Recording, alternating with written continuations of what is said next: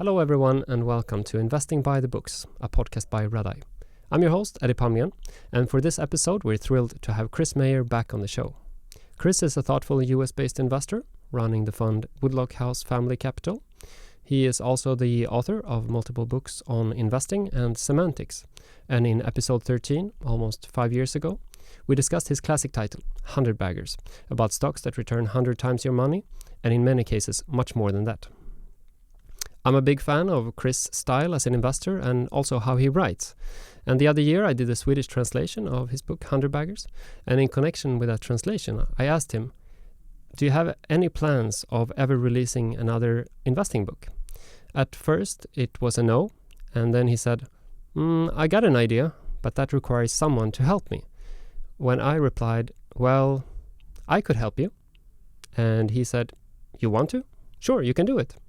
And now, more than 2 years later, the idea is taking physical form as a book called The Investor's Odyssey, about Chris' many lessons on how to survive the journey of being an investor, with all the temptations and detours along the way. The Investor's Odyssey will be published by Partners Media in the summer of 2026, and we're thrilled to have his author on the show today. Here comes our conversation with Chris Mayer.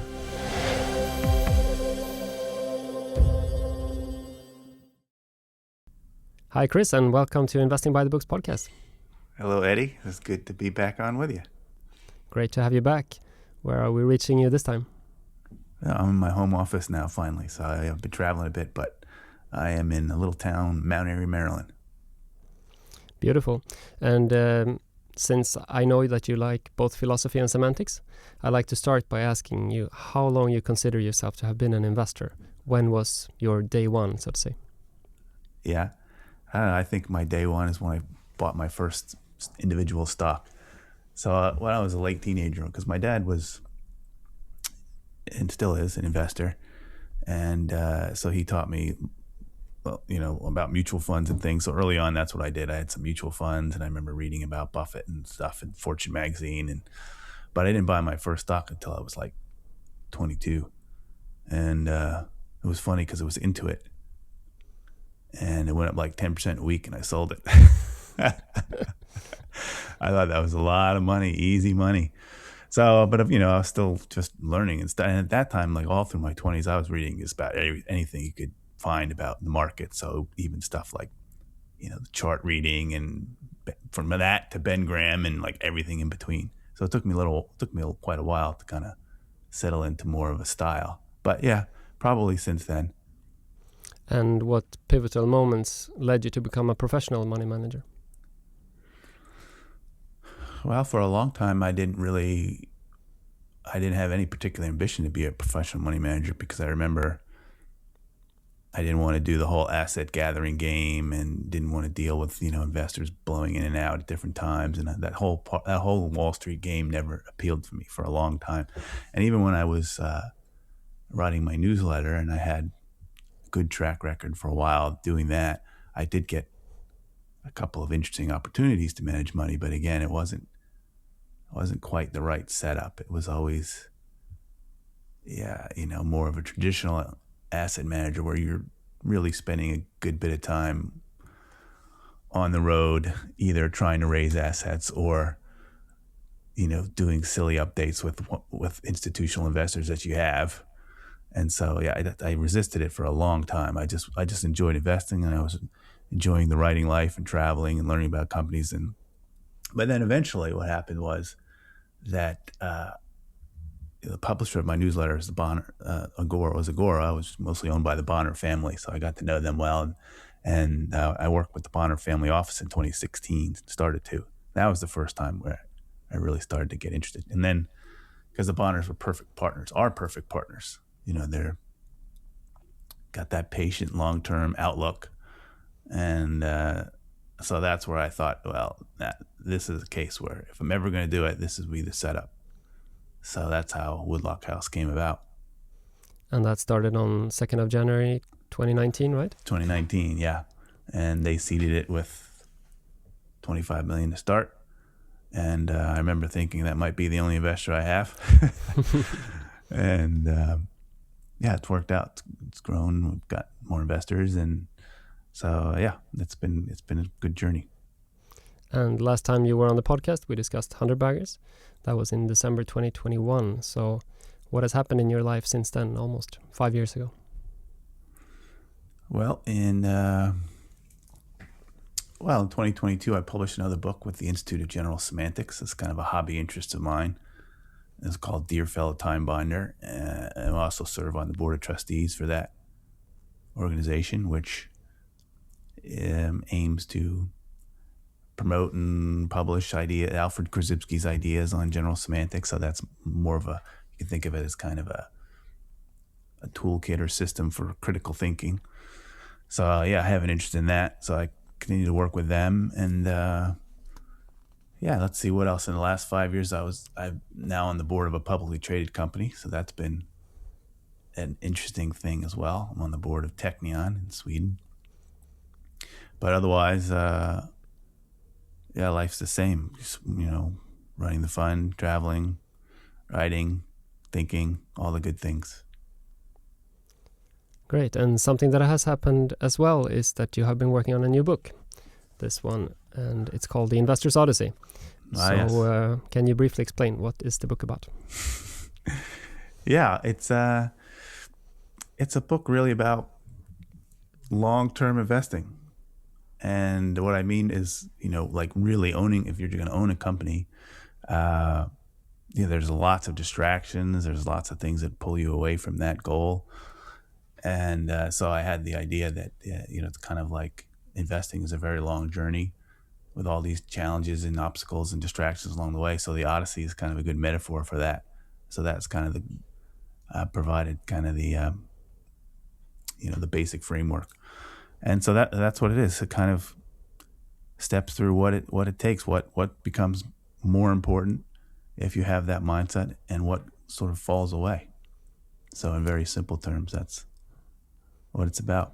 And we will go deeper into the book a bit later. But for those who have read The 100 Baggers or are familiar with it, how do you compare that one with this book? Yeah, 100 Baggers was really built off of a study that I did of all the stocks that had gone up at least 100 times from, 62 or to, 2014. And so it was really focused more on that. And this book is more, reflections on those results or those insights that I got out of that book, and reflections from that, because that book came out and, it's been 10 years. So there's been other things that I've learned and thought about since. And so this is much more of I say more qualitative, more experiential based, kind of extended meditation on that really long-term investing, decade plus of owning a company. You've dedicated the book to Chuck Akre, who's also the man behind the foreword of the book. So who is Akre and what has he meant for you? Yeah, Chuck is the founder of Akre Capital Management, and he's a great investor himself. He's the one who he was the one who alerted me to 100 to 1 in the stock market, which was Thomas Phelps' book in 1972. And that was a book that studied stocks that had gone up at least 100 to 1. And at that time, I had never heard of the book when Chuck introduced it to me. That was like in 2011. So, I've learned a lot from Chuck besides that, because that book was, of course, very important, because then I loved that book and I would quote from it. And then I had, someone suggest to me, oh, you should update it. And I thought, wow, that's a great idea. So that was important. But I've stayed in touch with Chuck, and he's kind of been a great mentor from afar. I've learned a lot from studying his career and how he invests. And I would say, outside of Buffett and Munger, who influenced probably number one for most people who are investors, but I'd say Akre was probably been the most impactful. And I would say, why is that? Maybe is worth pointing out that, one of the things Chuck's really good at and got me to really understand, it took a long time, was this idea of really focusing on the underlying returns on capital of the business and their ability to reinvest that and continue to do it over a long period of time. And to basically strip out a lot of the noise that doesn't affect that core engine. So that it kind of shifted my focus, because before that I was much more of a valuation focused, valuation first sort of investor. And that's, I think, again, most people go through that phase, or originally, not most, but let's say many investors go through that phase where they start off with kind of a Ben Graham, very quantitative style, buying things low price to book, low price to cash flow. And then, that's a very good approach, works.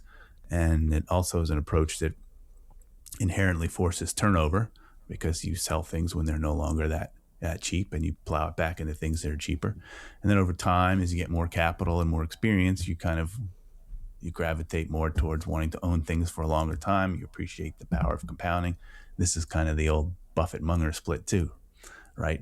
Munger was the one who really kind of came along and sold Buffett on the idea of buying these higher quality companies and owning them for a very long period of time. So that's kind of how Chuck's played that role for me too. And the moment you discovered him and the Phelps book was in 2011, when he had a speech in Omaha that was called An Investor's Odyssey. So besides the speech, what relationship do you have with the original Odyssey epic? When did you first read it? That's a good question. Well, I first read it in college because I took a class on classics. And so I read it then. It was the Fitzgerald translation, which was the most popular then. And I've always liked it. And you see it play out again and again. Movies, stories borrow that basic framework, and sometimes it's very, it's kind of intentional and obvious. Like I remember there's a movie, Oh Brother, Where Art Thou, I think it was called, with George Clooney and others. So that's a very, a movie that's obviously built on Odyssey's framework, but it recurs, all through our culture, and it has had a big impact. I love the story. So yeah, and then I've read it a couple of times since. There's been different other translations that have come out and made a splash. So, Robert Fagel's translation came out, I think it was late 90s. I remember reading that, and that was my favorite for a long time. And every once in a while someone comes out, Emily Wilson's translation, I forget when that came out, but that made a splash because she kind of really tightened up the language. And so, yeah, it's... and I just love I love Greek philosophy and that whole thing. So the Homer's poems, both the Odyssey and Iliad, are very important for Plato and those ancient philosophers. And now there's a book about investing called The Investor's Odyssey. And this book begins on a plane to Omaha about 10 years ago when you met an outstanding investor. So who was that, and why does the book begin with this story? I think most people wouldn't necessarily think of her as an outstanding investor initially, but that's kind of the point.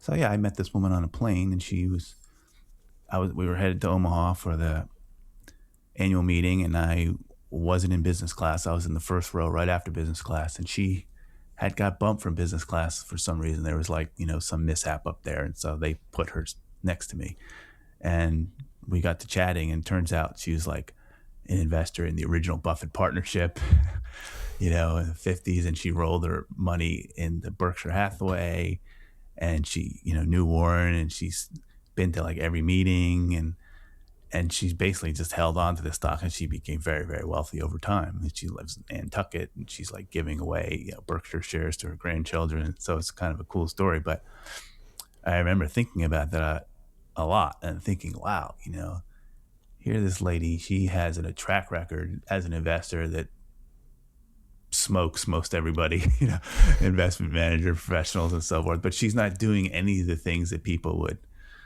traditionally associate with investors. She's not, sweating over quarterly reports. She's not worrying about what the Fed's going to do. She's not making macro predictions, or she's not, she just bought this stock and held it. So that got me thinking a lot about, that's kind of she's an example, a really good example of that kind of approach. That, just buying a really good company and leaving alone. So I started to kind of unpack her experience, how could you do that? And in the book there's other parts where we talk about investors that people don't normally think of investors, like founders of companies like Sam Walton, or the Walton family also is an investor in a business that held it for a very long time. So there is this way to get very wealthy over time, and that's what the book is about. And so that's kind of a great anecdote to set the scene, as it were. And the first chapter of the book then goes out to describe how the market throws these kind of stocks around, and on the stormy seas there's a lot of things happening every day, and things seems to be important. And you already wrote a little bit about this in 100 Baggers, about drawdowns and volatility, and we discussed it in the episode we did in 2021 as well. But I know you have studied this more, and how common are these movements now, do you think, and how are the magnitudes changing? Yeah, I mean, they're very common. I mean, there's been a bunch of academic work about this. There's, Bessenbinder's study, and he did an update, I think, recently, last 100 years of returns, and showed drawdowns. And so even the very best stocks go through periods where they lose a third of their value over a 10-month stretch. It was kind of the average, sometimes more, sometimes less. Even in the book, Investor's Odyssey, we have a compilation of a number of charts there where you can see the drawdowns and some of these big winners, and sometimes they're just incredibly severe, even, for NVIDIA and Apple and Meta, and, you're talking 50, 60% plus drawdowns during stretches where they're very successful. So, Mark Mobison is another one who's put out a paper, and I think it's May of 2025 on drawdowns, and there's some pretty striking information there. Not only about individual stocks, but also about funds. Top performing funds having drawdowns of 50% plus is not uncommon from peak to trough. So it seems to be this is a hurdle that you have to get over if you're going to be a long-term investor in anything. Obviously, you're not going to be able to hold a business for 10 years, even if it's even a great stock for 10 years, if you can't suffer those kinds of drawdowns. That's a big lesson from 100 Baggers, of course, too. But it's something that I emphasize in this book, ways to deal with it. But part of it is also just the expectation and knowing that it's common and typical experience. Which is your worst drawdown? My worst? Well, my worst, when I was younger, I made a mistake in a company that was leveraged, and then also turned out to be doing some funny accounting. So that drawdown was like 99%, pretty much went bankrupt. And that was a very good lesson to learn. I was like, again, early 20s, and I was like $2,000 I had invested in it, and I lost it all. I remember thinking, well, that's my tuition for learning this lesson, and kept me away from companies that were that levered again. So yeah, but more recently I've gotten cut in half on a bunch of names. So it's happened to me as well. And the second chapter of the book is titled Resisting the Sirens. What do you mean by this? Yeah, well, again, the sirens in the Odyssey, you may remember, are the they have a woman's head, and they kind of have wings, and they fly around and sing and lure these sailors to the rocks near their island, where they're to their death, so to speak. And so it's a good metaphor for all the distractions investors have. There's a lot of media, and we're bombarded with it. We live in a media-soaked world. Maybe don't appreciate it. It's not just what you see on TV, but social media and the internet, and so all of that can be an enormous distraction if you let it. And you alluded to it earlier, where something important is happening every day. It makes it feel like. And so you can't relax in that setting. You've got to be on top of it. Things are changing. Of course, you got to listen to X podcast or read X newsletter to get the scoop on how to do it. But so resisting the sirens is chiefly about resisting or getting past those distractions. So what do I mean? Like the one big one, of course, is which forces turnover. So the market tends to amplify quarterly results. There's these big reactions around quarterly results, and it makes it seem like yeah, something major has changed when, you look back then over a long period of time, and that quarter is just a little bump on a chart. So that's what resisting the sirens is really about. Different ways you can not get so sucked up in that sort of game. And one thing I like in this chapter is a list that you have called "Don't do these 5 things." Oh yeah. Can you share one or two of these don'ts? Yeah, I mean, one is don't check your stock prices so frequently, and that's always a challenge. But when you're checking your stock prices every day or multiple times a day, it does have the effect of amplifying those movements in your mind. The 2 or 3% moves feel like big moves, and 10% up or down in a week feel like big moves. And again, when you stretch over a longer time horizon, those little incremental changes don't really matter very much. How has that changed for you over time? Yeah, it's still something I struggle with because I still look at stock prices every day, but I try not to. I mean, I try to look maybe once, like I look in the morning, I check the news, see what's going on. And sometimes, yeah, I'll check during the day. How can you not? If earnings come out, I'm curious.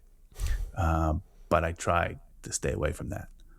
It's difficult, like I say, but I think that that will help extend your horizon. I also think another one that in that list that I mentioned is, not to so much obsess over the stocks that you've missed. So there's always something that's hot, in every market cycle, and you may not have it. So right now we're recording this, and, semiconductors and memory stocks are really hot, like, doubling over the last 2 months or so. And if you don't own those, you may feel some pressure to make those changes. But again, historically, the best stocks don't necessarily have to be at the front every year. I remember, even something like Berkshire Hathaway can have 2, 3 years, 4 years of underperforming the index, not never mind underperforming the best performing stocks. So you have to get used to that kind of thing. Stretching out your benchmark and how you judge your investments, not thinking of it, weekly, monthly, quarterly, even just trying to push it out. And how do you do that practically? Well, for me, I think what helps a lot is focusing on the business. And so what does that mean? That means, there's, for every business, there's probably a handful of really key things that are important. Might be margins, might be reinvestment rate, might be some cash flow. Definitely cash flow is always important, kind of counting cash flow. And so as long as those things are going well or trending the way you want them, the way you expect, and then you just leave it alone. And you also have to remember to give your companies kind of a band. They're not going to have their best years every year. So sometimes you have to allow for, a subpar year for that company and not sell it. It was interesting because I recently read a bit of Warren Buffett's letter from 98 or 99, and he was, of course, badly trailing the market then. And he acknowledged in there that several of his companies have had disappointing results, but he didn't sell them. They had disappointing results, but he still believed in them long term. And so I think that's also difficult for investors. They want to pull out the ripcord as soon as the company reports a disappointing quarter or looks like it might have a subpar year or two, even though the longer term trend for that company is still in place. So that's helped me a lot. Just focusing on those numbers and just not even, not reacting to the drawdowns, except if you want to buy more. That would be the only way. Then there is always media, as you mentioned, playing their siren songs, and you give some thoughts on media consumption, and one part is about paying attention to language. Why is this relevant for investors, do you think? Yeah, I mean, I think the language is important because, a lot of reasons. I mean, it makes me think of, how the market or people when they talk will often paint certain stocks with a broad brush. So right now we're in this period where anything software related is kind of a poison. But, all software is not the same, right? It's just like there's a lot of differences between software companies, even though people tend to think of it in the same bucket. So yeah, that's definitely one. And just the way you use language when you say things like, you have to watch your always and your nevers, and being definitive about saying things is, they are a certain way, or this is this way, and rather than saying, well, it seems to be or seems to me, allowing variance of opinion, or allowing yourself to change your opinion later down the road. So yeah, language is important. In that chapter, I draw on some of the stuff that Neil Postman has done. And so he wrote a great book called Amusing Ourselves to Death. But Neil Postman also was very much influenced by Alfred Korzybski. I mentioned general semantics before, and he was involved in the Institute as well. So it kind of ties back nicely. And later in the book, you describe what a great business looks like to you, how to think about operators, and what the best companies do with their profits. And in recent years, you've been a frequent participant at Redeye Serial Acquirers Conference here in Stockholm, and you've invested in a couple of Swedish companies and are on the board of one of them, as you mentioned. How has your view on these so-called serial acquirers evolved over these years? Yeah, I mean, I like the serial acquirer model. I mean, it's and the main attraction is it solves that reinvestment part of the equation. So there's two components to generating good results over a long time. You need that high return on capital, but then ideally you want to be able to reinvest and continue to generate good returns. And so the serial acquirers are built to solve that problem, basically. And that's their focus, is getting good returns and then reinvesting it at good returns and continuing to do that time and time again. So it's a great model. And there are a lot of different flavors and styles to do it. You can be focused on a vertical. You could go across many different kinds of companies. Some use more debt, some use less, some issue shares, some don't. Some buy out 100% of the companies they buy, some only buy 80% of the companies they buy. So there's a lot of little particulars. Once you get into it, you can appreciate the different flavors and styles, and they can all be successful in different ways. So yeah, my thinking, I don't know how it's evolved. I guess there's just been more refinements around certain things. I would say, I pay more attention now to sort of process and the internal structure and controls and those sort of boring issues that investors don't often think about, but those kinds of things provide the foundation for success. You can have serial acquirers who put up good numbers for a while, but they don't really have the infrastructure in place to deal with, when they hit bumps in the road. So that's been something that's evolved over time. But yeah, it's a good model. I think there's lots of interesting opportunities there in that space, and I'm sure I'll continue to be an investor there for a long time. And an example in the book is a UK company called Halma. What's their secret sauce? Yeah, Halma's secret sauce isn't really very much a secret. It's kind of very simple ingredients. So, they keep the share price, keep an eye on their share count, I should say. They're focused on acquiring companies, but, there's these small, repeatable acquisitions that they do with their internally generated cash flow. Overwhelmingly so. I think Halma's share count hasn't moved much over a very long period of time compared to what their increase in cash flow has been. Focus on high quality, and it's like wash, rinse, repeat. And they've applied that formula for a long time and very successful. So Halma drew my attention because there was a speech that one of their founders gave where he could have laid out the basic blueprint of what a successful serial acquirer looked like. And that model hasn't changed.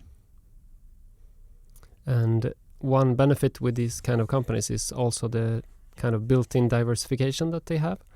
How do you think about that? Some people see it as a black box because they don't really know what's in there. What are your thoughts on that? Yeah, people who come new to serial acquirers, they have this itch where they want to try to underwrite every company in the portfolio. I appreciate that, because I remember when I first came, I was also asking a lot of questions about individual companies, trying to understand them. But then I realized that's not really the right way to go about it. You really have to be much more comfortable with sort of home office, if you will, their investment philosophy and their style and what they're looking for. And you have to have trust in them and applying that. And then other than that, you're really focused on the output, which is the cash flows and returns and the investments. And so, you can't underwrite them, especially as they get larger. So some people are comfortable with that, some aren't. I like that aspect of it too, because as you mentioned, you have that internal diversification. So it's just harder to kill. One bullet. You might have a subsidiary go to zero, but just be a little bump for the company overall. Versus if you were just in a company that did that one thing, you could have a lot more problems. But it doesn't protect you on the stock price, which is, these companies still go through tremendous drawdowns, even though they're well diversified or not. You still have the same waves that all stocks go through, where periods of exuberance where they're trading at 50 times earnings, and then then you go the other way. So, but just as a business owner, it's nice to own those things and know that you own a company that has 20 or 30 or 40 different operating businesses and a lot of different things, and you're pretty well insulated from cycles and something that might take out one company. And as we talked about, drawdowns are common and they happen in all companies, and even the successful ones, they have really massive drawdowns. Yeah. But something that is obvious but often forgotten or neglected, I think, is that to be a long-term investor, you need to own businesses that survive those drawdowns. And you dedicated a whole chapter to surviving and playing the long game, as you call it. What are your conclusions on business survival? Yeah, business survival is really key. So that's one of the reasons why I don't like to invest in companies that use a lot of financial leverage. So that's the obvious thing. It's all Peter Lynch used to say, it's hard to go bankrupt when you have no debt. So a company that has that maximum flexibility with their balance sheet is good. Also, I remember investing through the 2008 global financial crisis, and companies there where had balance sheets that were fine became problematic in that environment. So, but the companies that had really strong balance sheets were able to take advantage of opportunities during that time. So that's important. Survival is key. You got to survive. So and balance sheet strength and leverage, that's number one. But also in that chapter, we look at the Century Club companies that survived 100 years and try to look, there's a good book on that. And I draw on some of the insights from that book. But then you see that survival also is kind of part of an ecosystem. So companies have good relationships with their customers, long-term relationship with customers, suppliers, even employees. And so a lot of these traits then tend towards greater survival. And to have a fund like you have, you also need to survive these drawdowns and to keep the capital in the fund. How has this been during the last 5 years since we spoke with structuring the funds and the terms of the fund and the investors of the fund? Yeah, I mean, there's lots of ways people try to do that. There's gates and restrictions on redemptions and so forth. And my fund, I didn't do that so much. I thought instead I would just, vet very thoroughly the people who I let in the partnership and made sure they were long-term investors and like-minded. And I really didn't market my fund. I was kind of a unique situation because I had the 100 Baggers book out. And so there was kind of a self-selection going on. People would come to me. They were already sold on the idea. And so that's number one. If you're going to professionally manage people's money, number one is you got to have the right capital base, right partners who are in line with your strategy.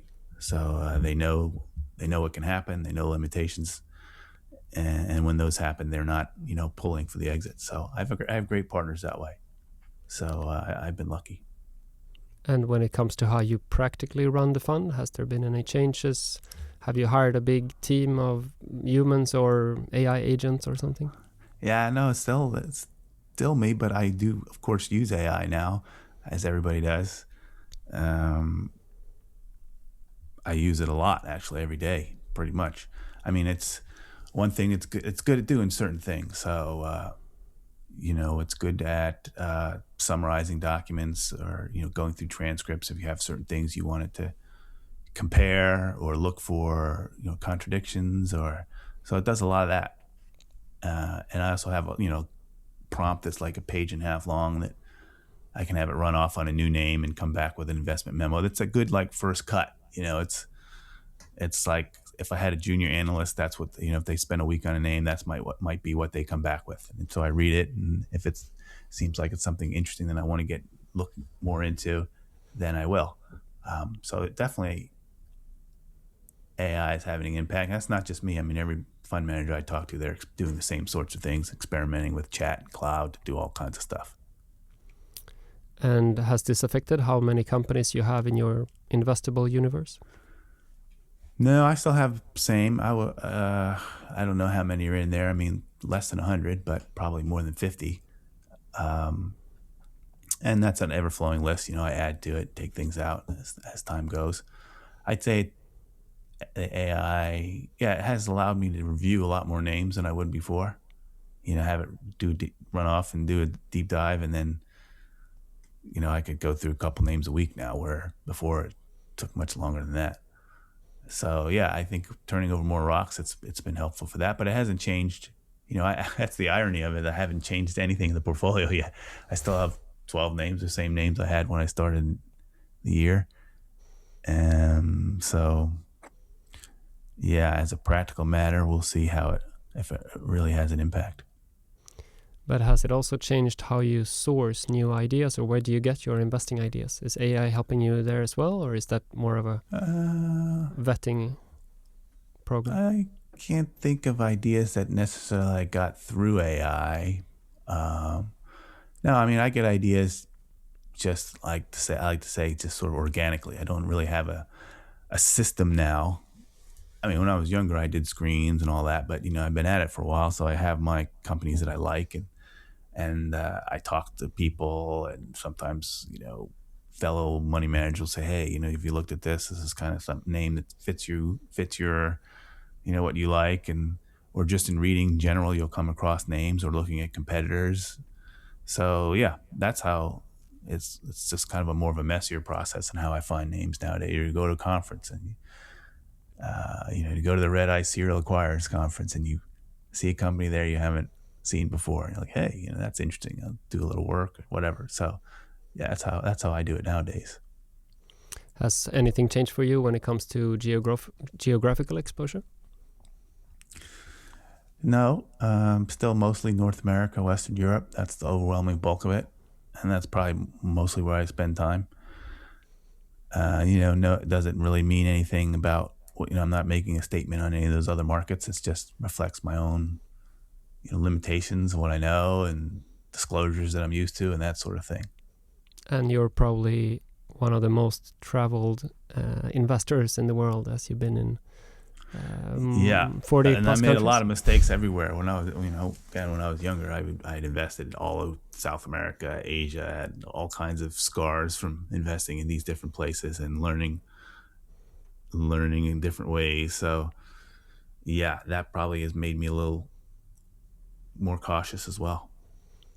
And that's also something that is included in the book, Investing Abroad, and your thoughts on that. Another thing that you write about is how you size positions in the fund. You like to let things run, and that was also an experience from 100 baggers. Let the winners ride. And how do you think about that now practically? How has that played out over the last years? Yeah, I mean, I think it's always an evolving process. So maybe one thing that's changed over time as I run the fund is I kind of prefer to start positions a little smaller now than when I used to. I used to be much more gutsy about starting something right off at 8% or something like that, and now I've learned it's better to just kind of maybe 3% start and just kind of learn and grow and build the position over time and really let it everything that you look at my portfolio that's 10% or more should ideally be something that's earned its way in that spot by appreciating a good bit. And that also gives me a lot of time to get to know the business very well, because I often like to say there is a difference between owning a business and then just following it. Somehow when you own it, it's different. It's just different. You learn things that you don't necessarily learn if you're just casually following it without having any skin in the game, so to speak. So yeah, there's some value to that, and I've come to appreciate that more. But otherwise, I still allow them to run. Now it's always difficult, when you let a position run and and then it gets cut in half, and those hurt. But I still believe that that's the way to go. I mean, there's lots of ways to succeed. So when I say these things, there are other ways to do it. But for me, I still think that even suffering through that, in the long run, I'll be happier owning those high quality companies and sticking through the drawdowns and just letting them run. And yeah, sort of ideally, when I think about the portfolio, I'd love to have the problem where I've got a stock that keeps performing so well that it's 20% of the fund, and I feel like I have to keep cutting it back. I mean, there is a limit because I run other people's money, so there is a limit to how much I can have in one position. But that's a high class problem, and I'd love to have that problem. You finished the book with your thoughts on what it means to be a good investor and what it means to be rich in life as well. So if we look ahead 10 or 20 years, what are your ambitions as an investor? Yeah, I mean, I'd love to be able to look back and say, yeah, I invested in some companies when they were younger or smaller, and they became, one of the great compounders, one of the great stocks. So I've got at least a handful in there that I think have a shot at doing that. And I'm still eagerly looking for more. I have a couple interesting ones I'm working on. So that would be the most rewarding thing, I think. So that's what I'd love to have happen. That reminds me of Chuck Akre and how you looked up to him and mentioned a couple of his 100 baggers in the book, I think. Yeah, he's got two. He's got American Tower and Berkshire itself. At least two. At least those two. There might be another, but at least those two. Great. And as this is a book podcast, we like to wrap up with a few questions about reading and writing. So what are you currently reading? Last year, I started to embark on the mission to read all the complete works of Plato from cover to cover. So I had read, probably a third of the dialogues over time, and some of them several times, but I never really read the whole, everything from beginning to end. So I wanted to do that. And usually every year I set myself a challenge, something like that, to read a really difficult book or big book. So this has taken me longer because it's like almost 2,000 pages of stuff. But so I'm down to the last dialogue now, called The Laws, which was the longest, and it's the last dialogue he wrote. So that's what I'm about to start. But yeah, I love Plato. I love Socrates. I love the dialogues. They're, they've survived for this long for a reason. They're just so rich. There's so many ideas and things to think about. And so, yeah, that's what I'm reading now. Did you have any insights from reading that when it comes to investing or life in general? Well, I mean, there's a lot of wisdom in there that I think sometimes goes unnoticed. So that's been the most interesting thing about reading Plato now, as a hopefully more mature worldly person, is that I see a lot of tie-ins with like Eastern philosophy that I didn't see the first time around. So there's a lot about that, about knowing yourself, of course, know thyself, but what that means, and keeping your cool head and keeping your your equanimity during all these crazy things that go on in the world. So there's a lot of things like that I like.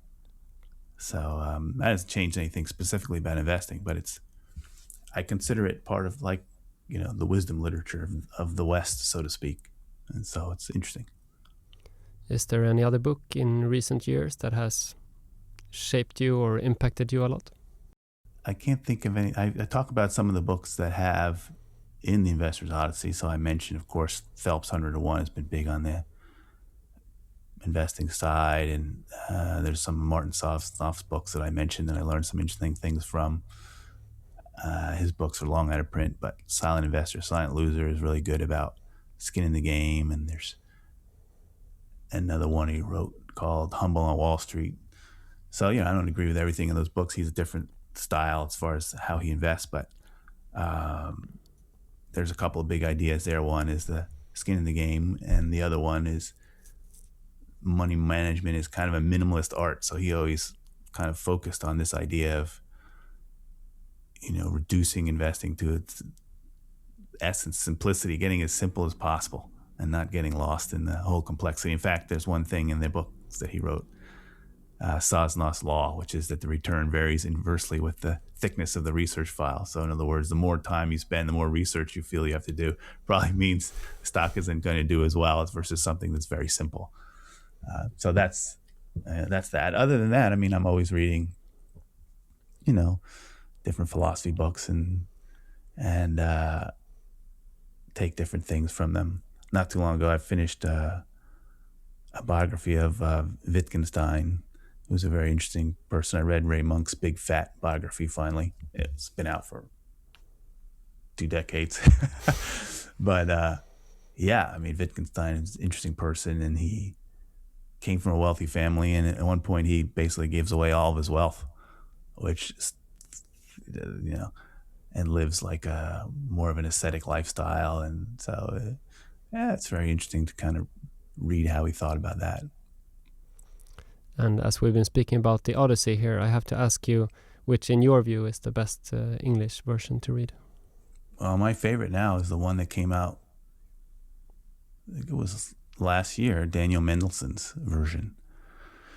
And you read his other book. What was it called? An Odyssey, which he gave to me. Yeah. Yep. It was just more personal reflection with him and his dad. But he knows the book obviously very well. He teaches it. And so he translated, and his is my absolute favorite. And what makes it unique is he tried to keep to Homer's structure. There's a certain, poetic structure that he tries to maintain that, and he keeps all the Greek epithets in there. So, a lot of the other translators take it out because it gets repetitive. It's always referred to like Athena, the gray-eyed goddess or whatever, but he keeps that in. So it's you get the feeling of it more being something that was spoken or that was memorized and then spoken in front of an audience by campfire or something like that. I really like it. So that's the one I would recommend you read. Plus he has a great introduction and lots of good notes. Should also work well as an audiobook then. Yeah, I would think so. As a coincidence, another Christopher is also releasing a work on the ancient Greek theme this summer. Maybe you have seen. His name is Christopher Nolan, and his new movie is called The Odyssey. It's being released in July, and it's ranked the most anticipated film of 2026 by IMDb, I saw. What do you think about this? Will you watch it? Oh, yeah, I'll definitely watch it. I saw the trailer. I know there's already some controversy about it because he's taken historical license.